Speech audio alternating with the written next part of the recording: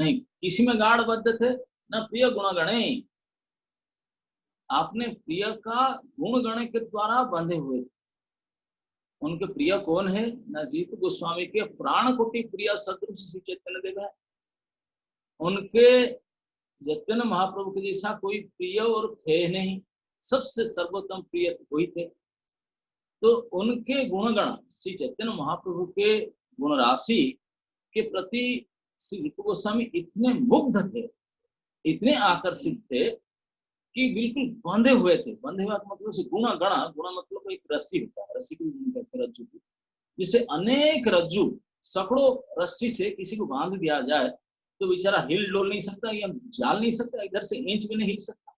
ठीक इसी प्रकार श्री रूप गोस्वामी के मन, श्री रूप गोस्वामी के अंतकरण श्री भगवान चैतन्य महाप्रभु के अद्भुत गुणावली के द्वारा ऐसे आकर्षित मुग्ध चकित हो चुका था कि जैसे हजारों रस्सियों में उनको बांध देने से टस मस ना हो सके। तो रूप गोस्वामी के मन, चिंतन, बुद्धि, अंतकरण श्री चैतन्य महाप्रभु के गुणावली को छोड़ करके एक इंच भी टस मस इधर नहीं होता। मतलब विषय भोग में, घर कार्य में, इधर उधर में कभी मन जाता ही नहीं। हजारों रस्सी बंधे हुए चैतन्य महाप्रभु गुण से बांध चुका था, आबद्ध कर चुका था। ऐसे गाढ़ो की बद्धा, ऐसे गाढ़ बद्धता से था महाप्रभु के गुण के प्रति उनके प्रति ऐसे आसक्ता बद्ध था, इसलिए गाढ़ों की बद्ध। लेकिन मुक्त, अरे भैया ये संसार वासना तो मुक्त हो ही गया ना। जो भगवत चरण, भगवत गुणावली में जिससे मन, जिसका इतने गाढ़ता से बद्ध हो जाएगा तो संसार अपने आप छुट्टी, उसमें किसी मन लगाएगी नहीं। काल प्रभु जी ने पूछ रहे थे, उनके पत्नी थे लेकिन पत्नी थे कि नहीं कुछ याद नहीं रहता था, कुछ भी नहीं। विषय भोग, उनके देह स्मृति भी याद नहीं आता था कि देह है, कुछ भी नहीं याद रहता। इसलिए गाढ़ बद्धों की मुक्त, यद्यपि भगवान के गुणगण में गाढ़ बद्ध थे लेकिन प्राण मुक्त थे। ये संसार विषय भोग के प्रति बिल्कुल एक इंच में उनके आकर्षण नहीं था, कोई बद्धता नहीं था।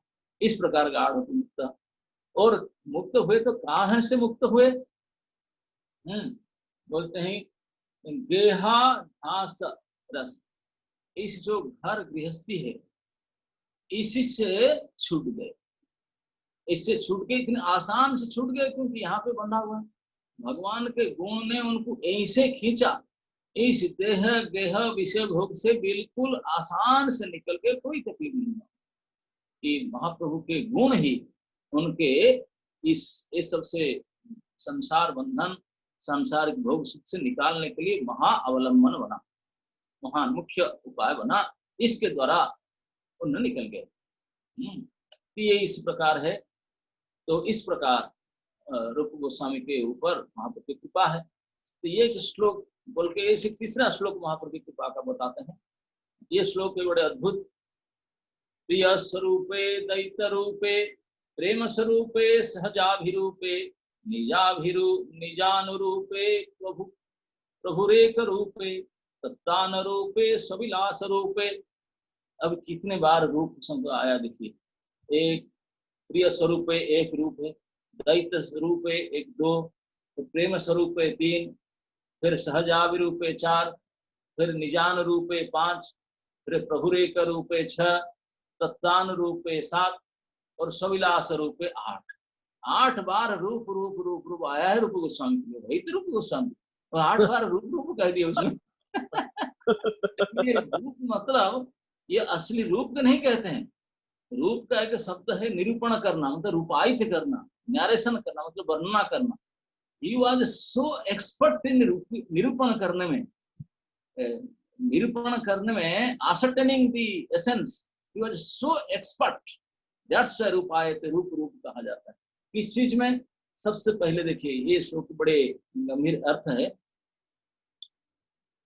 बोलते हैं प्रिय स्वरूप। प्रिय स्वरूप का अर्थ है प्रिय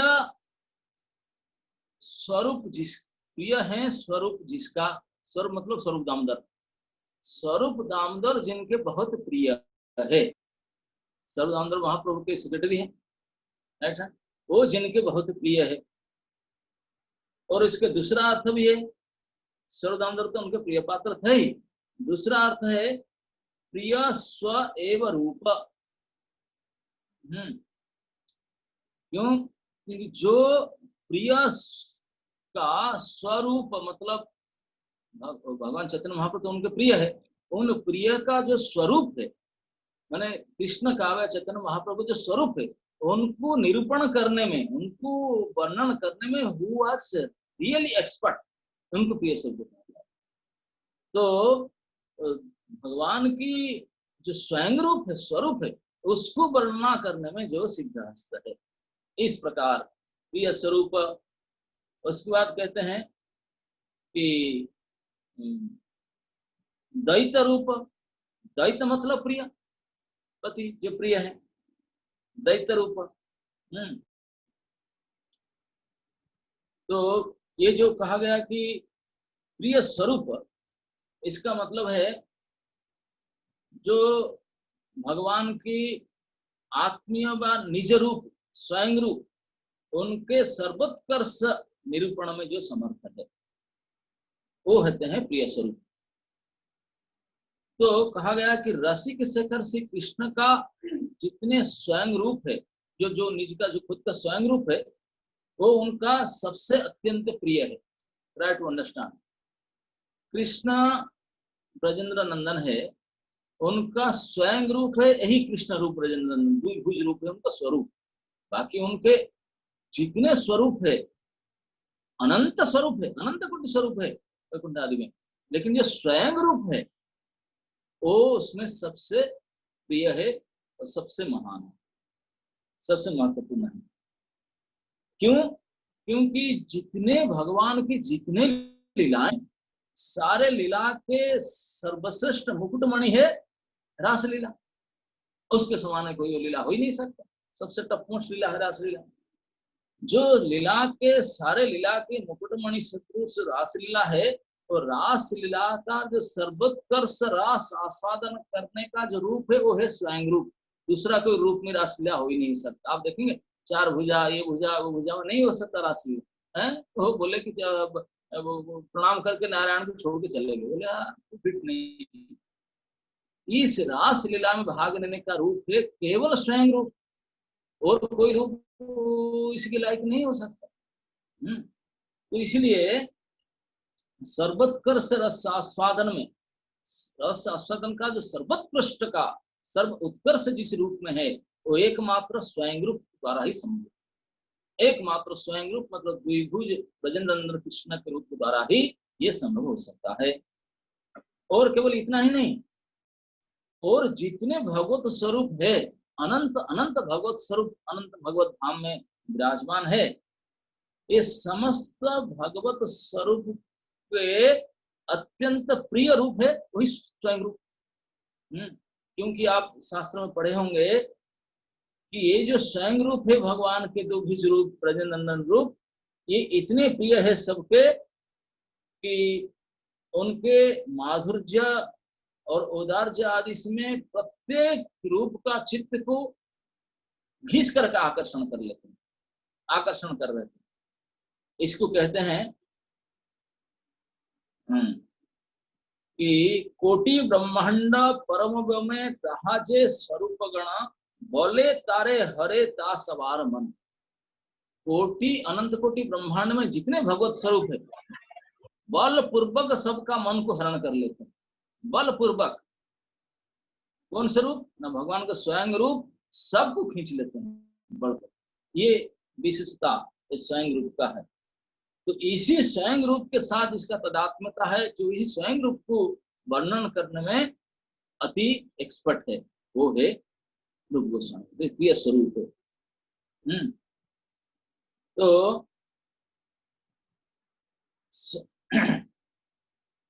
तो इसके बाद में कहते हैं दैत्य रूप है, प्रिय स्वरूप है, स्वयं रूप।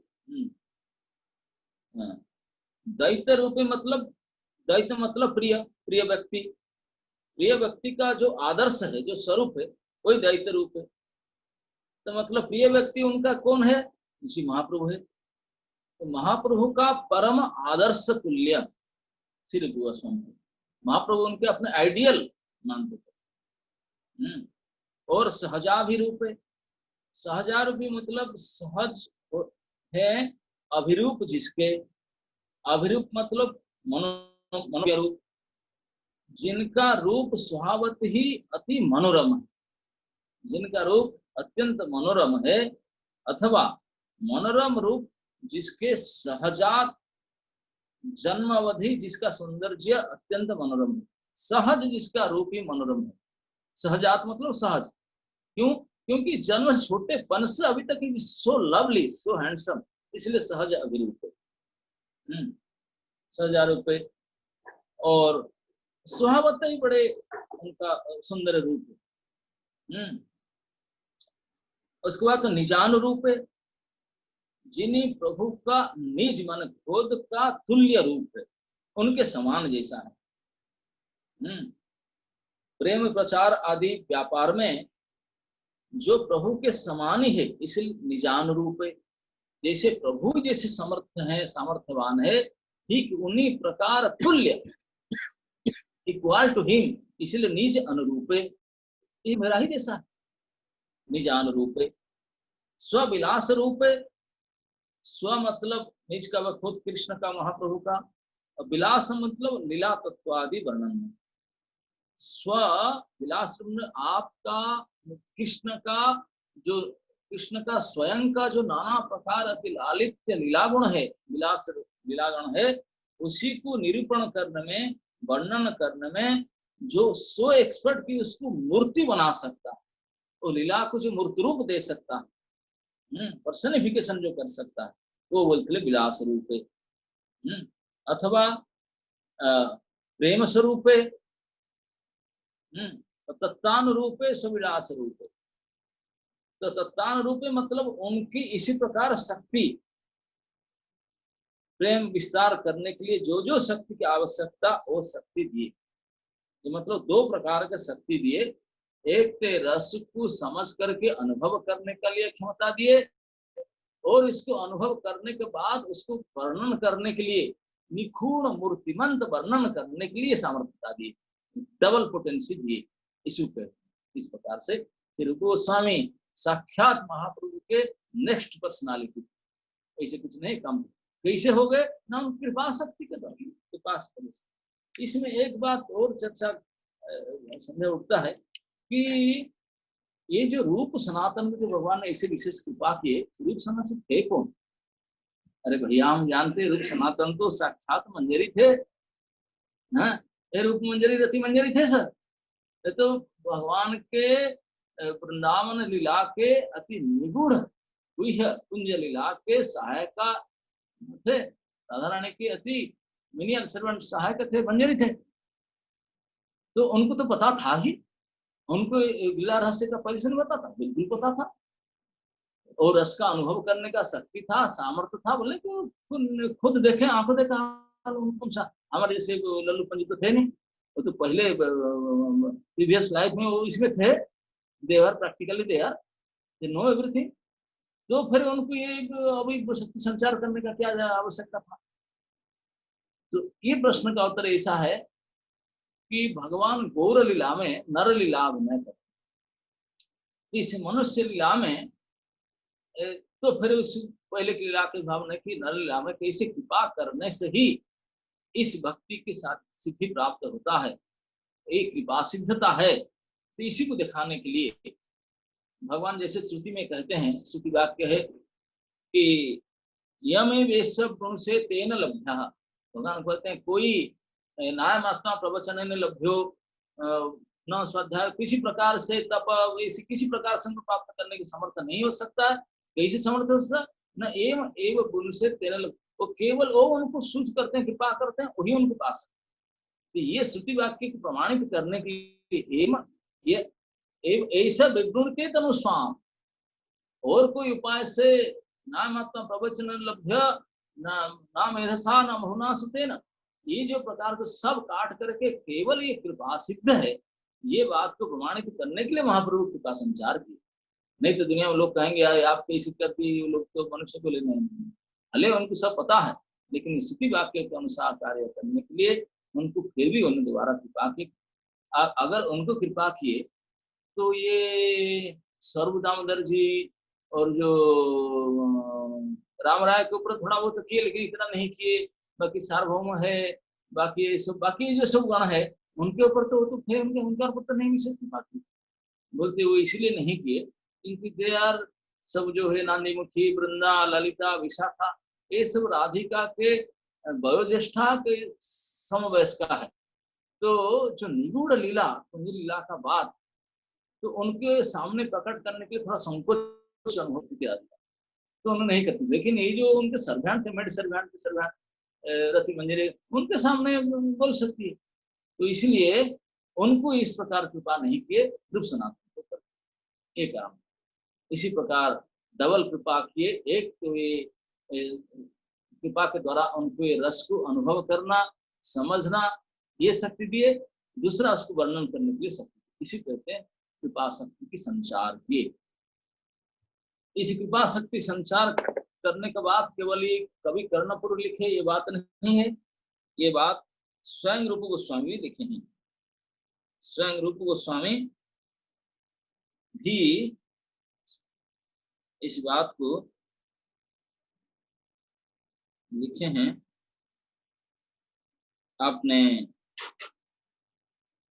महाप्रभु तो आगे बोलते हैं कि यही मत कर्णपुर लिखे स्थाने स्थाने प्रभु कृपा कैला जे छे रूप सनातने। स्थाने स्थान में कर्णपुर जैसे 3 श्लोक के बाद लिखते हैं, कभी कभी लिखे और क्या लिखे न महाप्रभु जत बड़ बड़ भक्त पात्र रूप सनातन सवार कृपा गौरव पात्र। रूप गोस्वामी और सनातन गोस्वामी महाप्रभु के बड़े बड़े भक्तों के प्रेम तथा गौरव के पात्र। यह यदि देश जाए देखी वृंदावन तारे प्रश्न करे न प्रभुर पारिषद गण। यदि कोई उनके स्थान से, पुरी से, गौड़ से कोई वृंदावन को जाते हैं, तो वृंदावन से आते तो जरूर सब भक्त लोगों को पूछते थे, प्रश्न करे न तारे पारिषद गण। क्या पूछते थे? न कहत हाँ कैसे रहे रूप सनातन, कैसे रहे कैसे वैराग्य कैसे भोजन। ये सब जानना चाहते थे, क्योंकि रूप सनातन ही केवल वृंदावन के गए थे, बाकी सब मतलब थे। तो सब पूछते थे कह कह बताओ सही, कैसे रहे रूप सनातन, कैसे रुकते हैं, कैसे रहे, कैसे वैराग्य, किस प्रकार वैराग्य करते हैं, और कैसे भोजन करते हैं, उनकी भोजन की चिंता। तो कैसे अष्ट प्रहर करे न श्री कृष्ण भजन, तबे प्रशंसिया कहे सही भक्त गण। जब सारे उनके भजन भोजन के बारे में पूछताछ करते हैं, तब वो जो देख कर आए आंख तो कहना वो बताते हैं। क्या बताते हैं? न अनेकेत दुहे बने जत वृक्ष गण, एक एक वृक्षेर तले एक एक रात्रि जापन। बोले दुहे तो कोई कुटिया तक नहीं बनाए। हम लोग आजकल वृंदावन आते हैं, जितने पूरे जिंदगी की कमाई सब इकट्ठा करके कोई प्रॉपर्टी डीलर से बात करते हैं, कार्ड बुकिंग करते हैं, 2 BHK 3 BHK कोई स्टूडियो, तब जाके ब्रजवासी ना करेंगे। ब्रज जाने से पहले सारे संपत्ति संचय जी FD जहाँ था सब इधर उधर कर करके एक फ्लैट प्रॉपर्टी खरीद लेते हैं। चाहे कौन से आजकल नाना प्रकार के फ्लैट बिजनेस उठे हैं, किससे कंटैक्ट करके ऑनलाइन बुकिंग करते हैं, सीधा ऑनलाइन बुकिंग, तब फिर बोलते हैं कि एडवर्टाइज करते हैं मेरे ब्रजवासी हो गए। कहाँ हो गया? मैं हूँ दिल्ली में, लेकिन मैं फ्लैट खरीद लिया, सारे कमाई लगाकर खरीद कर लिया, तब उसको कीड़ा खाए कुछ करे साल में 18 महीना खाली पड़े, लेकिन मैं ब्रजवास कर रहा हूँ सुनने में, सारे कमाई लगा दिए और क्या कर कुछ है। तो इस प्रकार के ब्रजवास नहीं, जो उनका पास कमी नहीं था धन का, रूप सनातन आदि अमाप ऐश्वर्य के अधिपति थे, लेकिन सब उचित प्रकार से जहाँ थे वहीं पर बंटन करके सब करके केवल कोई कंठा धारण करके आ गए, कोई प्रॉपर्टी से कंसल्ट नहीं किए। अरे फ्लैट खरीदना, रूम रेंट लेना, भाड़ में जाए, कुटिया तक नहीं किए। यही रहे न अनिकेत दुहे, दोनों ही कोई निकेतन नहीं, घर पे रहने का पर्टिकुलर स्थान नहीं था, नो एड्रेस। बने जत वृक्ष गण, वन में जितने वृक्ष थे, एक वृक्ष के नीचे भी रहने से आसक्ति हो जाएगा नहीं, अलग अलग एक नाइट एक वृक्ष पर, दूसरा नाइट दूसरे पेड़ के नीचे, आसक्ति हो ही नहीं सकती। हर पेड़ के नीचे एक एक रात, एक एक वृक्ष तले एक एक रात्रि जापन। बताओ हम ऐसे करेंगे? हमारे तो बेडरूम फिक्स है, बेड भी फिक्स है, बेड शीट भी फिक्स है, पिलो भी, कंबल सब फिक्स है भाई नहीं, ये किस निकेत है सब अनिकेत, कोई फिक्स नहीं है, कोई भी नहीं है रहने का स्थान, कुछ भी नहीं फिक्स। तो इस प्रकार बोले अच्छा ऐसे रहते हैं, एक एक रात एक एक। आप भोजन का कैसे चलता है? ना विप्र गृह स्थिर भिक्षा कहाँ मधुकरी, शुष्क रोटी चाना चबाए भोग परिहरी। देखिए वृंदावन में रह कर भोजन का परिपाटी, ये गोस्वामी लोग का हमारा आदर्श है, हमको सिखाते हैं। वृंदावन आएंगे तो रहना कैसा है, एक पेड़ के नीचे एक नाइट, 3 दिन वृंदावन में रहना है तो 3 पेड़ चुन लो यही रहना है। कोई पूरा वृंदावन के नीचे क्या बुक कंफर्म करना है, रूम कंफर्मेशन का कोई आवश्यकता नहीं, फोन फोन का आवश्यकता नहीं, पेड़ क्या कमी है क्या पेड़ के नीचे एक रात तो और भोजन कैसे चलेगा? न विप्र गृह स्थूल वृक्षा कहाँ मधुकरी। इसको अब समझने में थोड़ा तकलीफ होता होगा, क्योंकि इसमें अनुवाद में भी लिखा गया है हमारा बुक में। इसलिए रूप तथा सनातन गोस्वामी ब्राह्मण के घर में कुछ भोजन मांग लेते थे और सारे भौतिक भोग परित्याग करके सूखी रोटी देना चाहिए। उसका असली अर्थ स्थूल भिक्षा, मतलब स्थूल भिक्षा और मधुकरी भिक्षा 2 प्रकार के भोजन लेते थे। स्थूल भिक्षा मतलब जितने भोजन आपको आवश्यकता है इतना एक घर से पा लेना। Try to understand. आपको 5 रोटी चाहिए भरपेट भोजन के लिए, तो किसी के घर में जाकर के 5 रोटी और थोड़ा अचार या सब्जी खा लेना, भरपेट भोजन पा लेना, उसको कहा जाएगा स्थूल भिक्षा। और एक दूसरी प्रकार की भिक्षा मधुकरी भिक्षा। हम दोनों को समझाने का प्रयास करेंगे, ये तो समझ में आएगा ना। स्थूल भिक्षा माने जितने अपना खुराक है, अमरलीला प्रभु के 2 रोटी में हो जाता है, तो हमारा 8 रोटी में होता है। तो जिनकी जितना खुराक है तो अलग अलग है, जिनको जितना खुराक है आवश्यकता। एक घर में, किसी का घर में ना विप्र घर है, महाप्रभु का नियम था।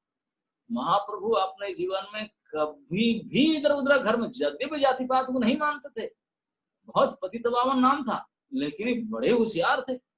केवल ब्राह्मण के घर विप्र घर में खाते थे, वो किसी घर में नहीं खाते थे। हाँ, बनारस में तो 2 महीना तक रहे, चंद्रशेखर वैद्य का घर में रहते थे, खाते थे तपन मिश्र का घर में जाकर के, बताओ ये भी। तो इसलिए उनके ही अनुयायी बिल्कुल उनके फॉलोअर थे पक्का। जब भरपेट भोजन करते थे, किसी के घर में भोजन करने के लिए कभी इच्छा नहीं प्रकट करते, प्रभु आपका घर में खाऊं, कभी इच्छा प्रकट नहीं करते थे। लेकिन उनका इस प्रकार के गुण था, ऐसा रूप था, ऐसा स्वभाव था, व्यवहार था। बड़े बड़े ब्राह्मण जो थे, उचित कुलीन ब्राह्मण आकर के पैर पकड़ करके उनको इन्वाइट करते थे, प्रभु हमारे घर में भोजन करिए, कृपा करिए, हमारे घर में पधारे, हमारे घर में आज भिक्षा कीजिए। सैकड़ों ब्राह्मण उनको बारंबार 100 बार निमंत्रण करने से बड़े मुश्किल से मना नहीं कर सकते, बोले ठीक है आता हूँ। मुश्किल से किसी का कोई ब्राह्मण का घर में स्थूल भिक्षा मतलब 5 रोटी खाने का, जितने उनका खुराक उतना खाने के लिए राजी होते थे, कभी कभी खा लेते थे। कोई विशिष्ट भक्त ब्राह्मण है, तुलसी पेड़ है, शालग्राम सेवा करता है, सब प्रकार के पक्के ब्राह्मण है, वो अगर उनका घर में भोजन के लिए बुलाते हैं तो उनका घर में कभी कभी पूरा भोजन पा लेते थे। और क्या करते थे, हमेशा ऐसा नहीं करते थे, कभी कभार महीना में, कभी 2 महीना में 1 आध बार ब्राह्मण। बाकी समय मधुकरी भिक्षा करते थे। मधुकरी भिक्षा का अर्थ है जैसे मधुमक्खी संग्रह करता है। आप जानते हैं मधुमक्खी का मेन है मधु संग्रह करना। मधुमक्खी क्या एक फूल से जाकर के सारा मधु इकट्ठा कलेक्ट करता है? नहीं, अनेक अनेक फूल के पास जाता है, कई फूलों के पास, कई पेड़ के पास जाता है मधु संग्रह। कैसे संग्रह, ध्यान से सुनिए। मधुमक्खी जाता है कि फूल से उनका एसेंस, कुछ रस को लाने के लिए, तो फूल को तोड़ता है? नहीं, उसको ना तोड़ता है, ना मोड़ता है, ना निचोड़ता है, ना कुछ भी करता है।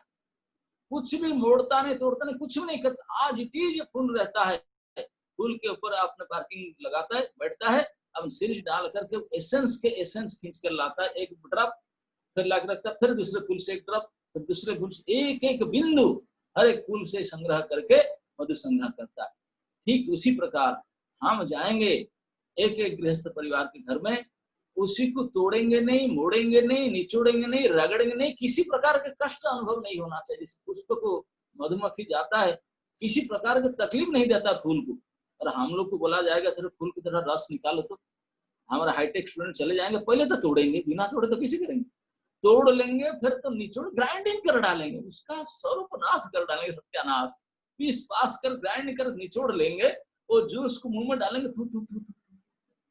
लेकिन मधुमक्खी ना तोड़ता है, ना रगड़ता है, ना मोड़ता है, कुछ भी नहीं करता है, और उनका बिंदु हाँ कितने स्वादिष्ट है। ये कौन सा टेक्नोलॉजी के कॉलेज में पढ़ाता हूँ, कौन सा, ये देखिए ये है गुणग्राही, गुण को कैसे ग्रहण करने का, कोई परेशानी कष्ट नहीं देने का। एक जो गृहस्थ घर में जाएंगे उनको किसी प्रकार के कष्ट नहीं होना चाहिए, मानसिक भी कष्ट नहीं होना चाहिए। अगर उनका कोई गरीब मांग दे भिक्षा दीजिए, वो बेचारा उनके परिवार के लिए 10-12 रोटी बना, वो देखा कहाँ से बाबा आ गया, नहीं मैया एक टुकड़ा रोटी, एक टुकड़ा, एक रोटी दे, ना ना ना मैया एक रोटी मैं नहीं लूंगा, आधा ना आधा भी नहीं, चौथा ना चौथा से भी एक टुकड़ा दे दो। एक चौथा रोटी भी लेने के लिए मना करते थे, बोले ना मैया ना ना ना, वापस कर देंगे। एक रोटी का 4 भाग से 1 भाग भी नहीं लेंगे, उसका भी एक टुकड़ा दे दो। अरे इस दिन हाँ मैया इतने चल जाएगा, और घर में मांगे इतना। तो इससे कई घरों में इसे टुकड़ा टुकड़ा लेकर के जो अपने पेट करते हैं, वही मधुमक्खी मधुकरी कहा जाता है। मधुमक्खी एक एक बिंदु एक एक फूल में लेता है और फूल को किसी प्रकार के कष्ट महसूस करने ही नहीं देता। इस प्रकार जहां जिसके पास भिक्षा करेंगे उनको कभी फीलिंग नहीं होगा कि मेरे पास कोई भिखारी आया था, अरे नहीं ऐसे तो चीटी नहीं चलता, पता भी नहीं चलेगा, किसी प्रकार के उनको अनुभव ही नहीं होगा मेरे से कोई मांगा तो उन्होंने, क्योंकि किसी को बोलेगा भी नहीं मेरे से मांगा करके, क्योंकि दिया ही नहीं है, कि छोटा सा टुकड़ा दे, बोलेगा किसी, शर्म लगेगा बोलने के लिए, तो किसी को बोलने के लिए चांस नहीं देंगे, किसी को अनुभव करने के लिए, फीलिंग करने के लिए, कोई कष्ट अनुभव करने का नहीं देंगे। इस प्रकार मधुकरी मधुमक्खी जैसे कलेक्शन करता है नाना जगह से, ऐसे कई घरों से थोड़ा थोड़ा एक एक मुट्ठी आधे मुट्ठी मुष्टि मुष्टि संग्रह करके, मतलब देखिए कभी रोटी लेते नहीं तो आटा ले लेते, एक एक मुट्ठी लेकर खुद बनाकर खाते। इस प्रकार से लेकर के जो अपने भोजन पानी करना उसको मधुकरी वृत्ति। तो इस प्रकार के मधुकरी या सुलभ्या। और कभी कभी मधुकरी में भी क्या मिलता है, मधुकरी में तो रोटी सब्जी तो मिलेगा ही नहीं, कोई टुकड़ा के रोटी मिल गया, कोई और को टुकड़ा मिल गया, अलग अलग प्रकार के, कोई बाजरा का रोटी तो कोई गेहूं का रोटी, कोई चावल का रोटी, अलग अलग क्वालिटी का रोटी, अलग अलग साइज का, अलग अलग कलर का, अलग प्रकार का सब। और कोई सब्जी भुजी तो अचार फचार तो देंगे नहीं, तरकारी वगैरह, तो इसलिए सूखा रोटी बिना सब्जी अचार तरकारी के बिना, तो बोलते सूखा रोटी खा रहे ना, हाँ सूखा रोटी, घी तक भी नहीं लगा, ऐसे सूखा रोटी खाते हैं। और क्या ना, कभी नहीं मिलता तो जैसे वृंदावन में जाते हैं गोवर्धन भोजन, बंदर को बहुत चना खिलाते हैं, कोई चना, और चना एकदम मुट्ठी चुबा लिए पानी पी ले जमुना, ये उनका था भोजन, सूखा रोटी और चना। अब कभी कभी मांग करेगी, वो भी कहाँ से मिलता ना, मधुकरी करके, किससे 2-4 आधा मुट्ठी चना इससे ले लिए, किससे आधा, किसी को फील नहीं करना, कष्ट अनुभव नहीं होगा, ऐसे करेंगे। और कभी कभी महीने 2 महीना में 3 महीने में कोई ब्राह्मण अगर ज्यादा बुलाएंगे उनके घर में एक बार कोई भोजन कर लेते थे। इस प्रकार से उनका भोजन परिपाटी था। और वस्त्र कैसे पहनते थे, कैसे रहते थे, ना करोया मात्र हाथे कांथा छिड़ा बहिर्वास, कृष्ण कथा कृष्ण नाम नर्तन उल्लास। कोरिया मतलब वाटर पार्ट, आजकल तो हमारे वाटर पार्ट पता नहीं कितने डिजाइन का निकल रहा है, तो वातानुकूलित वातानुकूलित मैंने थर्माक्स क्या बोलते हैं, थर्माक्स, थर्माक्स, कलरफुल थर्माक्स, उसके ऊपर और एक कवर, उसको टांगने के लिए उसका फिर धागा लगा होगा। इस प्रकार ऐसा कुछ नहीं था, लकड़ी का हो या लाऊ तुम्बी का हो, ऐसे कोई मेटालिक के साथ होता ही नहीं होगा। इस प्रकार के एक जल पात्र, और इसी बोलते करोया, क्योंकि कोई सूखा हुआ लाऊ खाओ सूख जाता ना, उसी में रस्सी बांध करके उसमें पानी रख लेते थे, उसे पी लेते थे। कभी कोई लकड़ी के पात्र बना लेते थे। इस प्रकार से एक जल पात्र होता था, प्लास्टिक बोतल नहीं होता था तब जमाने में। और पहनते थे क्या ना, एक छीड़ा कांथा और बहिर्वास। कांथा, आजकल कुछ कांथा क्या समझा और समझ नहीं पाएंगे, आजकल इतनी सब एडवांस कर गए, कांथा पंथा को समझ में नहीं आएगा। कांथा होता है जो हमें धोती वोती पहनते ना, आजकल धोती तो पहनते नहीं, अधिकांश लोग जो जीन पैंट अगर पहनते हैं उससे तो कांथा बनेगा नहीं। पहले जमाने में पुरुष पहनते थे धोती, स्त्री पहनते थे साड़ी। वो जब पहन पुराना हो जाता है, फट जाता है, वो पहनने के लायक नहीं रहता, कई जगह से फट जाता है, तो उसी को क्या करते हैं, उसको स्टॉक रह लेते हैं, बिल्कुल पुराना रिजेक्टेड साड़ी और रिजेक्टेड धोती जो ज्यादा हो गया घर में, तो उसको मिला करके स्टिच कर देते। मैंने 5-7 साड़ी या 5-7 धोती एक के बाद एक रुक करके स्टिचिंग कर दिए, तो हो गया कांथा। अनुष्ठान कांथा क्या है, जो पुराना रिजेक्टेड साड़ी और धोती घर में होता है, कई जगह में फटा पुराना है, उसी को एक साथ में 10-12 को एक के ऊपर एक रख करके स्टिच कर दो। एक थोड़ा सा मोटा थिक वाला होता है जिसको ओढ़ सकते हैं ठंडी में, कम्बल हमल खरीदने का नहीं होता था। इसी को पुराना रिजेक्ट माल को फिर यूज, यूटिलिटी प्रिंसिपल, इसी को ऐसे करते थे। वो होता है कांथा। वो कांथा भी इतने बार यूज हो चुका है, वो भी छिड़ चुका है।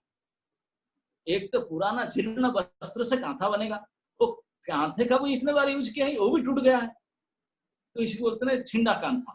इस प्रकार टूटा हुआ कहीं से भिखारी से मांग कर लाए होंगे छिंडा कांथा। और बहिर्वास, बहिर्वास मतलब एक कपड़ा जिसको नेक से लेकर के पैर तक एक ही कपड़ा में ढांक देते।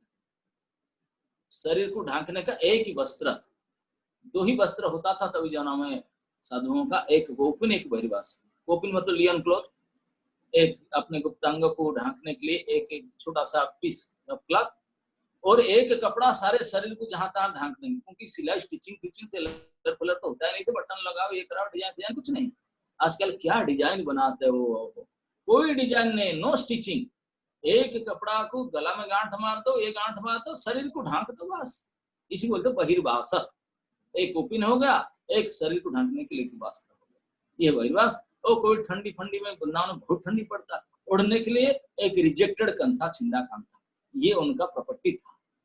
और एक जलपात्र करो, दैट इज देयर लगेज और लाइफ लॉन्ग। उनके लगेज कोई ब्रीफकेस नहीं, अटैच नहीं, कुछ नहीं है, यही उनका लगेज है। जब महाप्रभु पुरी से दक्षिण भारत गए, वही बोला तो तुम्हारे पास लगेज तो इतना ही है, कोपिन बहिर्वास है, जलपात्र, इतने लगेज है आपका। तो ही उनके पास लगेज हुआ करता था। और करते थे क्या, how they are passing time, ना कृष्ण कथा कृष्ण नाम नर्तन उल्लास। कृष्ण कथा करते थे, कृष्ण नाम जप करते थे, कीर्तन करते थे और नाचते थे, उल्लसित होते थे, इसी में इतने आनंद महसूस करते थे। भगवान गीता में कहते ना ये भक्तों का इसे लक्षण, क्या श्लोक है, मच्चिता मदगत प्राणः, जिनका प्राण और चित्त मुझ में लगा हुआ है, उनका क्या लक्षण है, मच्चिता मदगत प्राणः बोधयन्तः परस्परम, एक दूसरे में मेरे बात जब छीड़ गया, रात बीत जाए दिन बीत जाए पता ना चले हम बात कर रहे। हम लोग तो क्लास है, टाइम बराबर देखते हैं, 9 बज गया, ब्रेकफास्ट का टाइम हो गया, पूरा करना चाहिए, लेकिन उनका टाइम कब निकल जाए दिन रात कभी ना पता चले। ऐसे बोधयन्तः परस्परम, ऐसे हाँ, तो ऐसे उल्लसित आनंदित होते थे, एक दूसरे से कृष्ण की कथा आदि करके नृत्य करते थे, नाम जप करके ऐसे करते थे। और क्या, अष्ट प्रहर कृष्ण भजन चारिदंड शयन। अब अष्ट प्रहर 3 रात मिला करके अष्ट प्रहर होते, एक प्रहर 3 घंटा के होता है, अष्ट प्रहर मतलब 24 घंटा, तो 24 घंटा कृष्ण के भजन करते हैं। फिर 4 दंड कहाँ से आते भाई, 24 घंटा तो यही हो गया। चारिदंड शयन है, बोलते हैं दंड मतलब और प्रहर से और काम। तो 4 दंड सहन कर लेते थे अष्टप्रहर के अंदर, वो भी भजन के अंदर आ जाते, सोकर भी वो स्वप्न देखते थे, वो भी सोना भी भजन था, इसलिए अष्टप्रहर भजन क्या है। 4 दंड सहन नाम संकीर्तन से हो नहीं कौन दिन, कौन दिन भी वो 4 दंड जो आधा घंटा सोना वो भी नहीं होता, आधा घंटा सो जाते थे 24 घंटे में, वो आधा घंटा सोना किस दिन भी नहीं होता था। इस प्रकार से टाइम पास करते थे। हमारे पास अगर छोड़ देंगे कहीं, अगर टाइम पास करने का टाइम नहीं होगा ना तो मर जाएंगे हम लोग, टाइम पास कैसे करेंगे। आजकल तो लोग ट्रेन में जाते हैं, मूंगफली खाते हैं ना, टाइम पास, वो मूंगफली बेचने वाला ही बोलता है, ऐ सिंगदाने टाइम पास, सिंगदाने टाइम पास। क्यों, जानते हैं लोग का टाइम पास करने का ही एक उपाय।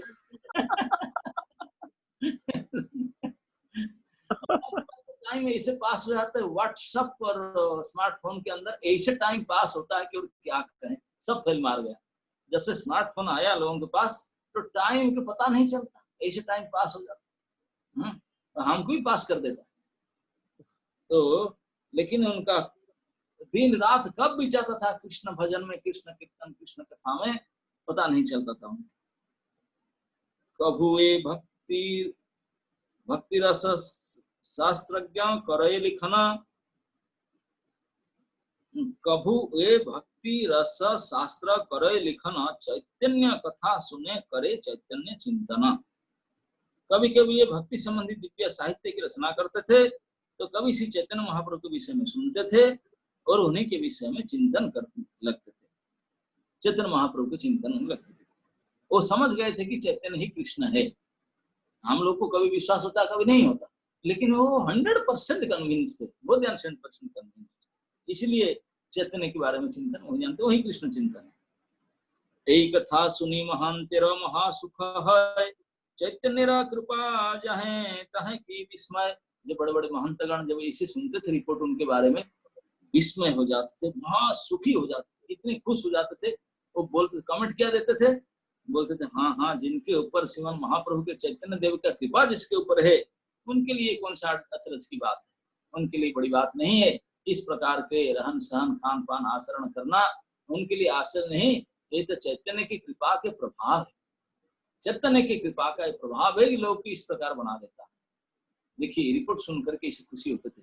अब हमारा रिपोर्ट अगर कभी गुरु जी के पास कि हमारा अथॉरिटी के पास रिपोर्ट पहुंचता है, क्या रिपोर्ट हम तो जाने, हम ही जानते हैं और अथॉरिटी जानते हैं क्या रिपोर्ट पहुंचता होगा कैसे रिपोर्ट पहुंचता होगा।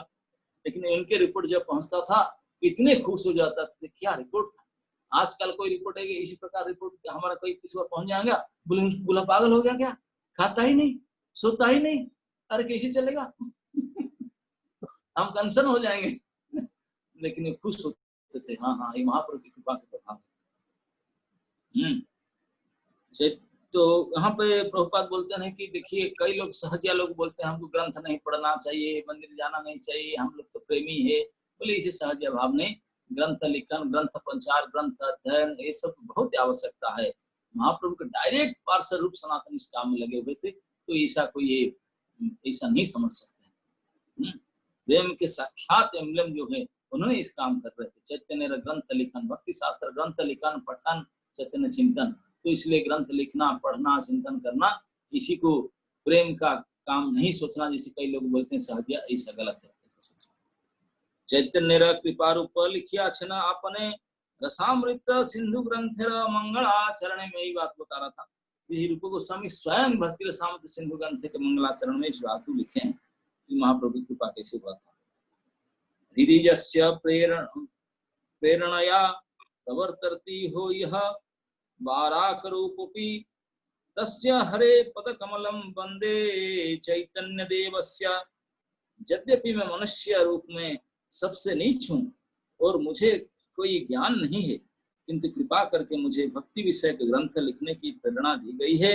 अतः मैं श्री चैतन्य महाप्रभु के चरण कमल पर नमस्कार करता हूँ, क्योंकि उन्होंने ही मुझे इन ग्रंथ का प्रणयन करने का अवसर प्रदान किया। शोइंग हिज ग्रैटिट्यूड, क्योंकि इसे ग्रंथ लिखने के लिए जो प्रेरणा प्राप्त किए, इसके लिए अपने ग्रैटिट्यूड करते हैं कि नहीं तो मैं कहाँ से लिख पाता था। तो इसलिए इस प्रकार ग्रंथ प्रचार करना, ग्रंथ लिखना और उसको पढ़ना, ये महाप्रभु की कृपा है, इसलिए हम ग्रेटफुल होना चाहिए। यही मत 10 दिन प्रयाग रहिया, सिरूपे शिक्षा दिल शक्ति संचारिया। इस प्रकार के मैं बता था शुरू से प्रयाग में दशाश्वमेध घाट के पास 10 दिन तक पर कंटिन्यूस फॉर 10 डेज, 10 दिन तक श्री रूप गोस्वामी के महाप्रभु ने शक्ति संचार करके उनको शिक्षा दिए। तो इसमें उसके तात्पर्य में प्रभुपाद जी ने एक बहुत महत्वपूर्ण बात लिखते हैं, मैं पढ़ लेता हूँ उसको, अब हमेशा नोट कर रखिए और चिंतन कीजिए। प्रभुपाद लिखते हैं तो तात्पर्य के लास्ट पैराग्राफ में कि भौतिक कर्म से अपने को मुक्त रखने का तथा भगवान की कृपा प्राप्त करने के लिए मनुष्य को भगवान की सेवा करने के लिए उत्सुक रहना चाहिए। देखिए ये प्रभुपाद एक आपने समझ में निष्कर्ष देते हैं, क्या भौतिक कलमश से अपने को मुक्त करने के लिए। कौन आप और हम नहीं चाहते भौतिक कलमश से मुक्त करने के लिए?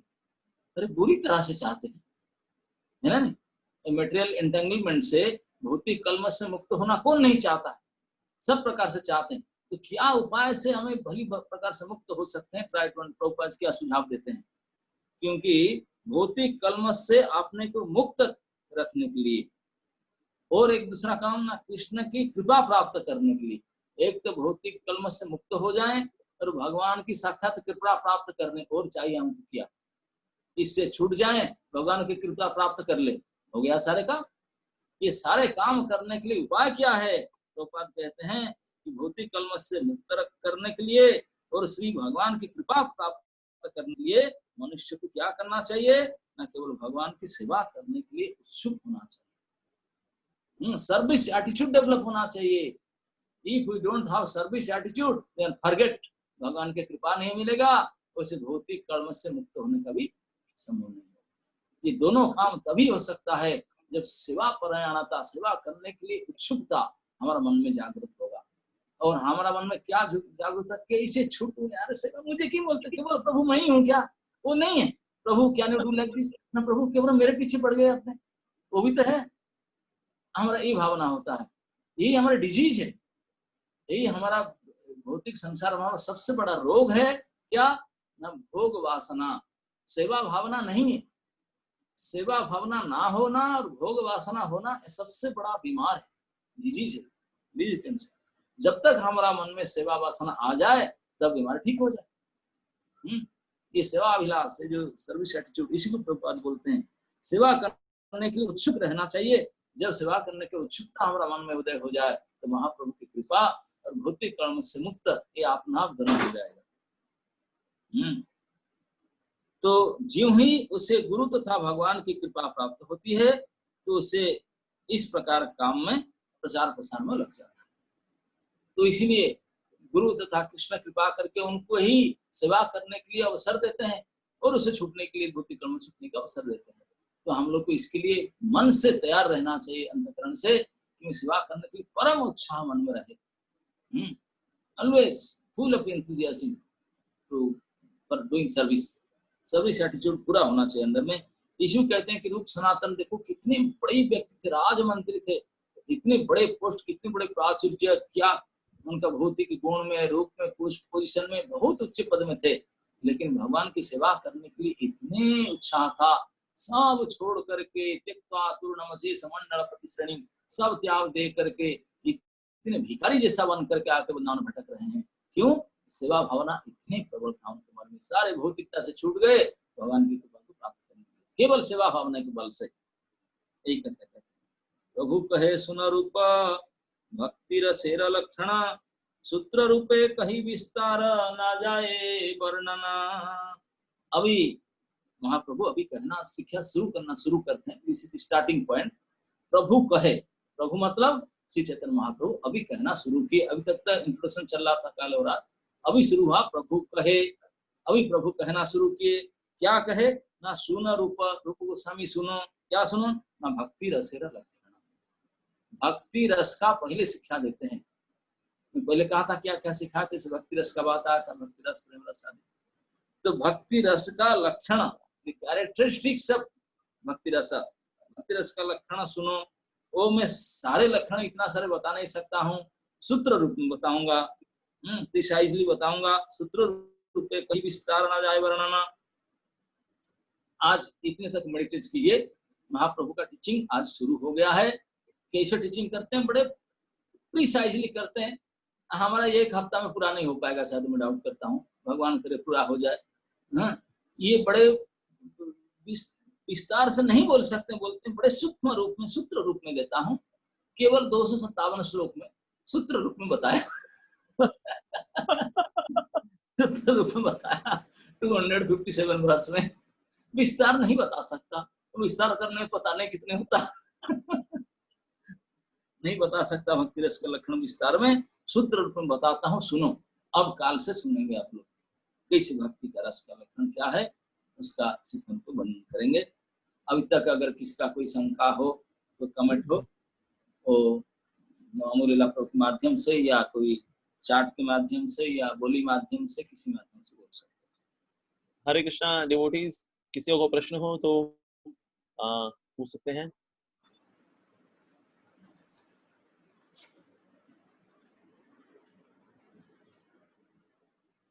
महाराज मेरा एक सवाल था महाराज, मैं पूछ सकता हूँ महाराज? हाँ हाँ, you have the authority. Thank you Maharaj. Servant है महाराज। महाराज जैसे कि वैसे हमने जो भौतिक विज्ञान पढ़ा हुआ है उसमें हमने सुना हुआ है कि रात के समय पेड़ ना कार्बन डाइऑक्साइड छोड़ते हैं दिन के समय, तो फिर तो दैट मींस पेड़ों के नीचे सोने से देखा गया लोग मूर्छित हो जाते हैं या फिर इवन प्राण छोड़ जाते हैं। तो पेड़ के नीचे लोग कैसे जैसे हमारे गोस्वामी जी कैसे सोया करते थे? आप सुने हैं ना, कोई देखे मरा कोई पेड़ के नीचे सो करके? हाँ पढ़ा ही है बस। ये सत्यता करके क्या प्रमाण है आपका? कोई डेथ रिपोर्ट कोई दिखाए मुझे कि पेड़ के नीचे सोकर कोई मरा? नहीं। यही तो है हमारे कम। जी महाराज। एक भी प्रमाण नहीं हुआ कि पेड़ के नीचे सोकर मर रहा है। मैं तो सुना हूं कि जो बट वृक्ष है, अश्वत्थ वृक्ष है, वो उल्टा है। हाँ जी। हाँ, है ना? यस। तो इसे कमी इस प्रकार सुनकर कोई भरोसा नहीं किया जा सकता। जी जो हम महाराज। सुन रहे हैं पेड़ के, पहले जमाने में जो लोग बुढ़े बुढ़े लोग जो 50 60 हो जाते थे तो जंगल में जाते थे, तो समझ जाते थे क्या? नहीं महाराज। वहां तो घर नहीं होता था, सोते तो पेड़ के नीचे सोएंगे। जी महाराज। क्या करते थे? ये सब भ्रामिक सिद्धांत देते हैं, ऐसे है ऐसे है, मूर्छित हो जाते हो। कोई एक मूर्छा होते थे, घर में रहकर मूर्छा हो जाते, पेड़ के नीचे सोकर के मूर्छा हो ही नहीं सकते।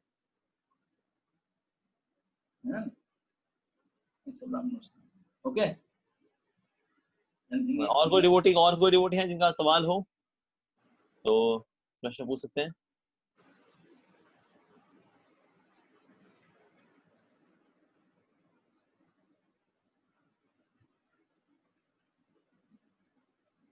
किसी को नीचे प्रश्न आया हो तो पूछ सकते हैं। किसी का प्रश्न है तो you can raise your hand, हाथ उठा सकते हैं, you can raise your hand.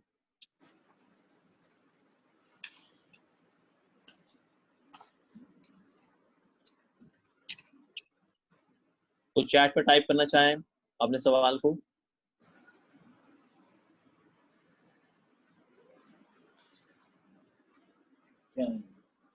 महाराज एक सवाल आया हुआ है महाराज कि अब की जब गोस्वामियों का इतना वैराग्य हम लोग देखते हैं तो इंस्पिरेशन भी मिलती है, लेकिन अब हम लोग गृहस्थ आश्रम में हैं तो इसके लिए हमको डिप्रेशन भी आता है कि हम तो बहुत दूर हैं इस सारे स्टैंडर्ड से, एकदम बल्कि इसका ऑपोजिट ही है।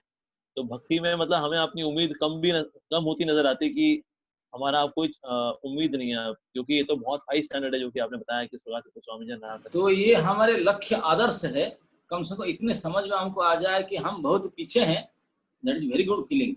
तो हम प्रयास करेंगे। जब पता चलेगा हम भी बहुत पेड़ के ऊपर में खड़े हैं तो प्रयास ही नहीं करेंगे। कोई अगर दौड़ रेस में जो पीछे हैं तब तो प्राइस और जोर से दौड़ो दौड़ो दौड़ो, एनकरेज करेंगे, दौड़ेगा। और जो पहुंचेगा बोला नहीं तो सबसे आगे हो, तो क्या दौड़ेगा, खड़ा रहे। जी महाराज, है ना? Yes, this kind of feeling is very nice. जी महाराज।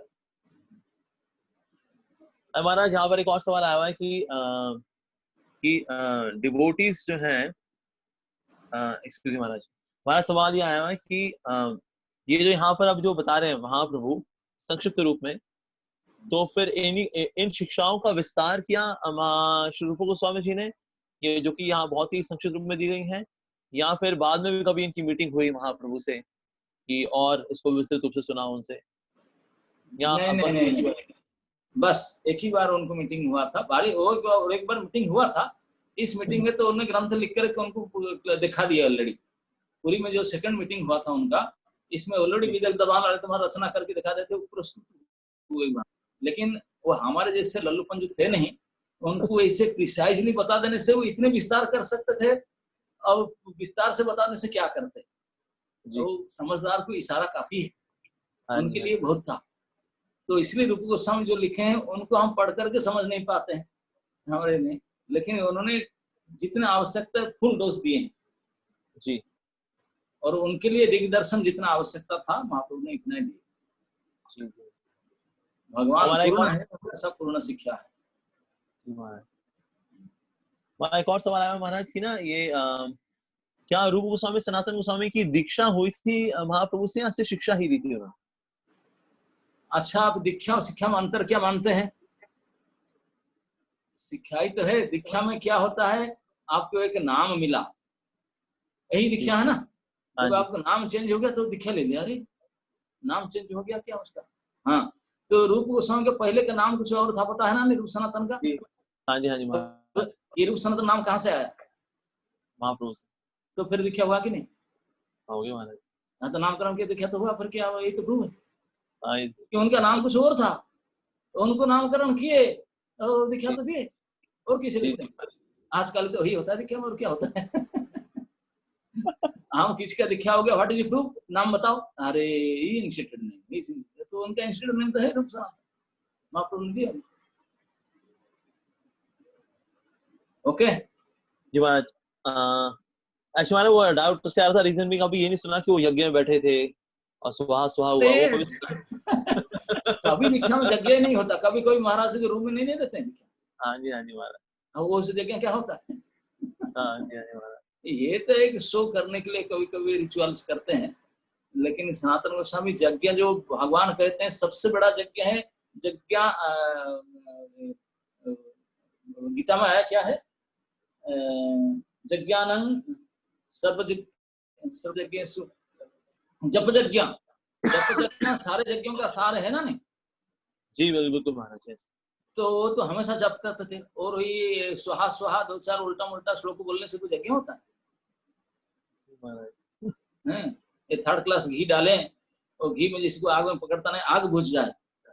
एक जगह मैंने गया था, आग में घी डाला वो आग बुझ गया। घी का आहुति आग में दिया, वो आग ही बुझ गया। Oh God. ऐसा क्वालिटी का घी है।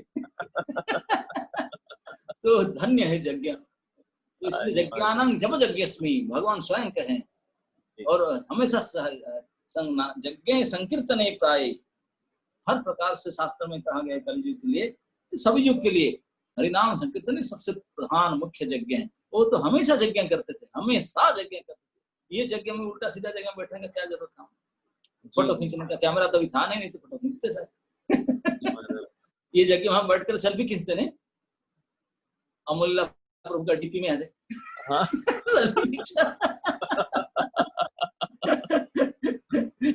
I am initiated, that is true. Yes, प्रत्यक्ष प्रमाण। प्रत्यक्ष प्रमाणम।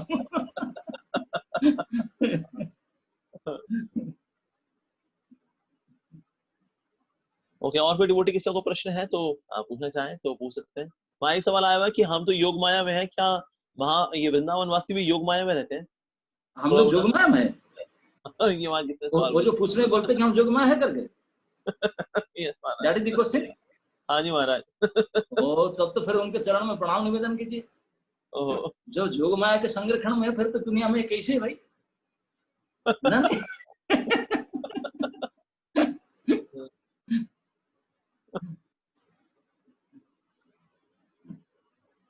I think और कोई डिवोटी का प्रश्न नहीं है Maharaj. I think we are done महाराज।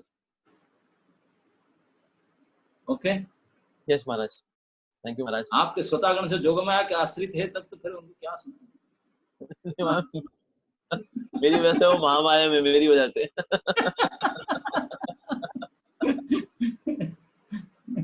तो हमारा आप इसको आराम से पूरा कर लीजिए। इनके से रह भी जाएगा महाराज तो हम इसको पार्ट 2 फिर आपसे बाद में समय ले लेंगे। तो बाद में तो हम, लेकिन आप बहुत इतना सुंदर तरीके से विस्तृत रूप से बता रहे हैं महाराज। जैसे अभी आज आपने आज मधुकरी और स्थूल भिक्षा ये सब हमने कभी जाना ही नहीं, तो इसलिए महाराज आप अपना आराम से टाइम लीजिए। जुलाई में भी हम आपसे कोई दिन ले लेंगे आपकी सुविधा अनुसार महाराज, और इसको हम शुरू से पूरा करेंगे Maharaj. Thank you very much. आपके पास जहाँ जहाँ जो शुरू किया हूँ वही शुरू ही रह गया है। भागवतम किए थे, अभी कोई लोग पूछ रहे होंगे अमूल्य प्रभु पूछो, वो मालिक है, जब लगाएंगे सेवा में हम भी लगेंगे। अरे महाराज आपकी कृपा महाराज, all your mercy महाराज कि आप फिर भी आते हैं, you continue part 2 part 3, that's your mercy। Thank you so much महाराज। जय हिज लॉर्ड भक्ति आश्रय वैष्णव साईं महाराज जी की जय, श्री प्रभुपाद की जय, श्री चैतन्य चरितामृत ग्रंथ की जय, जय गोपीनंदे Hari Hari. Thank you so much Maharaj, thank you. क्या हो अच्छा।